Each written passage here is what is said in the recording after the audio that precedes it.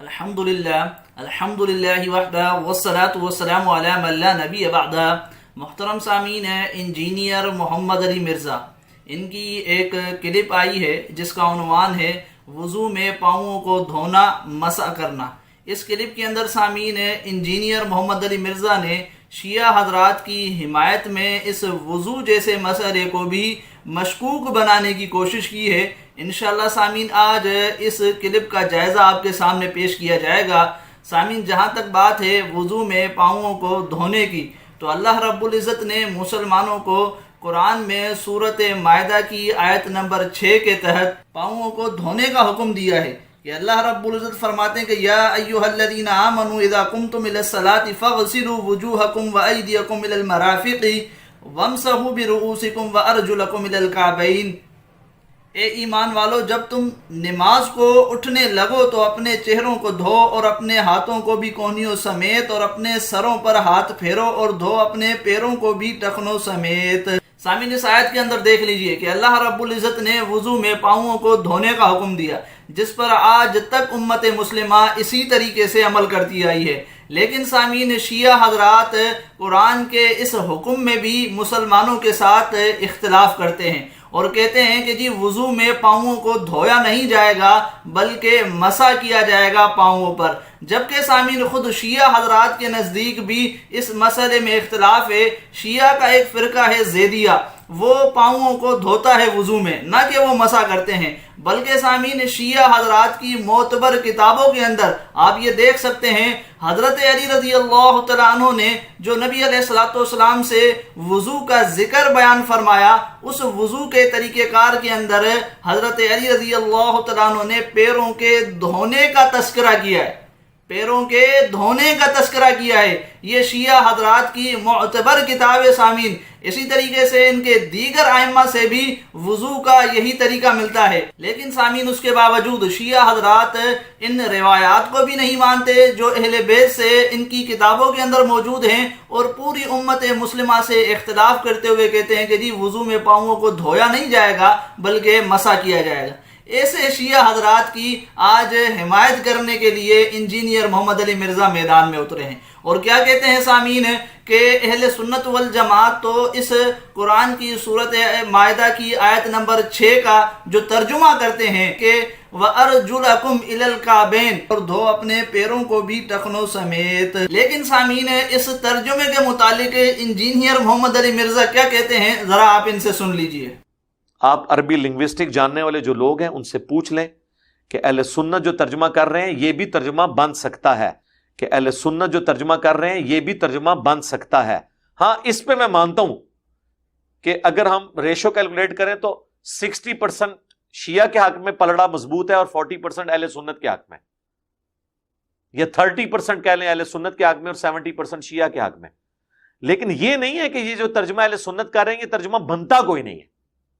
یہ وہ مانتے ہیں کہ یہ ترجمہ بھی بن سکتا ہے، لیکن وہ کہتے ہیں قرآن کی فصاحت تقاضا کرتی ہے کہ وہ ترجمہ بنایا جائے جو قریب قریب ہے، کہ مسح کرو سر کا اور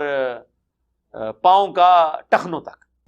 تو سامعین، آپ نے انجینئر محمد علی مرزا کی ان باتوں کو سنا کہ کس طریقے سے شیعہ حضرات کی حمایت کرتے ہوئے کہتے ہیں اہل سنت والجماعت کے قرآن کی اس آیت کے ترجمے کے لیے کہ جی یہ بھی ترجمہ بن سکتا ہے، یہ بھی ترجمہ بن سکتا ہے، اور پھر ریشیو کیلکولیٹ کرتے ہوئے کہتے ہیں کہ جی 60% شیعہ اور اسی طریقے سے 40% اہل سنت والجماعت، یا 70% شیعہ اور 30% اہل سنت والجماعت کا ترجمہ جو ہے وہ صحیح ہے۔ اور اسی طریقے سے سامعین انہوں نے قرات کی بات بھی کی۔ تو یہ تینوں باتیں آپ ان سے اندازہ لگائیں کہ کس طریقے سے انجینئر محمد علی مرزا اس مسئلے میں شیعہ حضرات کی وکالت کر رہے ہیں۔ ان کا جواب سامعین ہم آپ کے سامنے خود انجینئر محمد علی مرزا کے پرانے بیان سے رکھتے ہیں، آپ ذرا انہی سے سن لیجئے۔ تو کہتے ہیں کہ ایک قرات کے اندر ارجولیکم بھی ہے، تو بالکل ہے، اہل سنت کی قرات میں بھی ارجولیکم ہے، لیکن وہ موزوں اور جرابوں پر مسح کے اعتبار سے ہے۔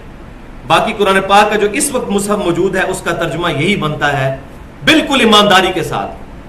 اور میرے بارے میں تو کوئی بدگمانی اس حوالے سے کر نہیں سکتا، میں تو پوری امت کے معاملات کو ساتھ لے کر چلتا ہوں۔ پوری علا وجہ بصیرت اس کا ترجمہ یہی بنتا ہے کہ پاؤں کو دھو لیا کرو ٹخنوں تک۔ تو سامعین آپ نے سنا، یہ انجینئر محمد علی مرزا کا پرانا بیان ہے سامعین، جس سے آج یہ یو ٹرن لے چکے ہیں کیونکہ اب انجینئر محمد علی مرزا شیعہ حضرات کے رستے پہ گامزن ہو چکے ہیں۔ پہلے یہ کہتے تھے کہ میں ایمانداری سے کہتا ہوں کہ اس آیت کا یہی ترجمہ بنتا ہے، اور آج وہ ایمانداری کہاں گئی؟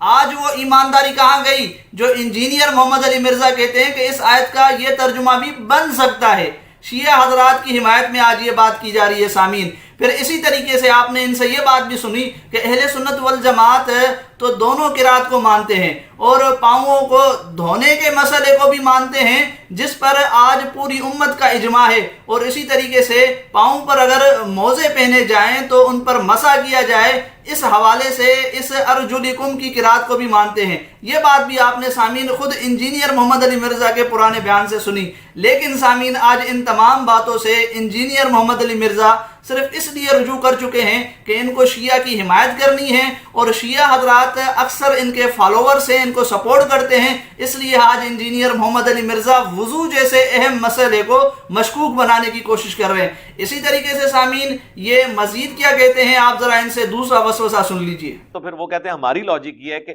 اسی آیت میں آگے چل کے جو تیمم کا طریقہ آ رہا ہے، نہ پاؤں کا مسح ہے اور نہ سر کا، اور وہ کہتے ہیں اس کے پیچھے لاجک یہ ہے کہ وضو میں جو اعضاء دھونے ہوتے ہیں ان کا مسح ہوتا ہے تیمم میں، اور وضو میں جو اعضاء مسح کیے جاتے ہیں وہ تیمم میں ہوتے ہی نہیں ہیں۔ کیسی لاجک ہے؟ تو سامعین آپ نے یہ دوسرا وسوسہ انجینئر محمد علی مرزا سے سنا جو شیعہ حضرات دیتے تھے، آج وہ انجینئر محمد علی مرزا ان کی حمایت میں عوام الناس کے ذہنوں میں وہ وسوسہ ڈال رہے ہیں، اور اس کو سامعین کس طریقے سے پیش کیا کہ دیکھیں کیسی لاجک بیان کی انہوں نے، کیسی لاجک بیان کی۔ انجینئر محمد علی مرزا بالکل غلط لاجک انہوں نے بیان کی ہے، کیوں اور کس طریقے سے؟ تو سامعین آپ یہ آیت دیکھ لیجئے کہ اس آیت کے اندر اگر اسی لاجک کو مان لیا جائے سامعین کہ اگر ایسا ہی ہو کہ جن اعضاء کو دھونے کا حکم تھا انہی کو تیمم میں رکھا گیا، تو پھر کیا غسل میں صرف چہرہ اور ہاتھ دھوئے جاتے ہیں؟ غسل میں کیا صرف چہرہ اور ہاتھ دھوئے جاتے ہیں؟ کیوں؟ کیونکہ جس طرح سامعین یہاں اس آیت میں وضو کی جگہ تیمم کرنے کا بتایا گیا ہے، اگر پانی نہ ملے تو تیمم کر لو، تو اس طرح غسل کا بھی بتایا گیا ہے کہ او لامستم النساء فلم تجدوا ماء، یا تم نے بیویوں سے قربت کی ہو،